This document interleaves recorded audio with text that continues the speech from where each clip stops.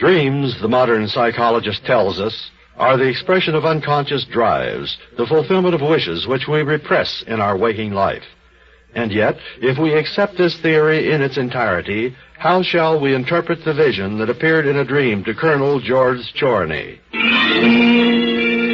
For the Russian army on the Eastern Front, victories were scarce during the last days of the year 1916. But one contingent, under the command of Colonel Chorney, seized an Austrian town late in October. And after several hours of uneasy vigilance, the colonel retired promptly to his room and went to bed. As he slept, he saw himself, in a dream, standing on the cobblestone street just outside the inn. A few yards away, at the next corner, stood a misty figure clad in white, and it beckoned to him. Follow me.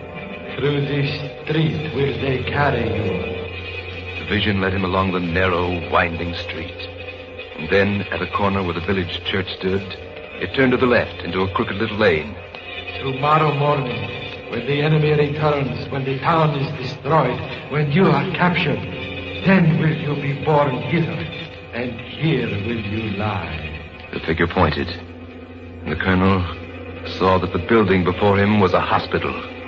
In an instant, he was inside, walking behind the figure down a long corridor. Outside a room, they paused. Mark it well. 317. Here will you lie. It was 2:00 in the morning when the colonel awoke. Unable to sleep again, he arose and stepped out on the balcony that jutted off his room. He had not noticed it before, but the street below was cobblestone. Indeed, it was the same street that he had seen in his dream.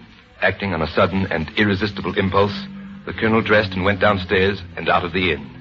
He followed the street, but now, of course, there was no figure in white leading the way.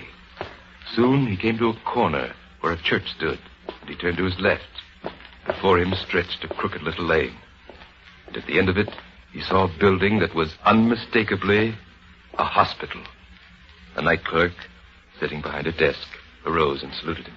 I imagine you have plenty of patients these days, huh? Oh, yes, sir, of course.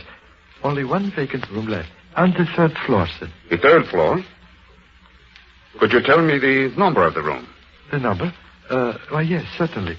It's number 317. Back at the inn, he set about awakening the officers. Wake up! Mechanicos, wake up! Come downstairs immediately! He knocked sharply on the door of each room, shouting the name of the officer within until he received a reply. And gradually, they began to appear, sleepy-eyed and bewildered. Gentlemen! Gentlemen! The enemy is planning to counterattack early in the morning. At 8 o'clock the next morning, the Germans had returned and were pounding their former stronghold with shells. An hour later, they attacked in overwhelming force. But by this time, the Russians were several miles away. Yes, though they were not aware of it, they had been saved by a dream which was only partially realized because it had been heeded in time. A dream incredible but true.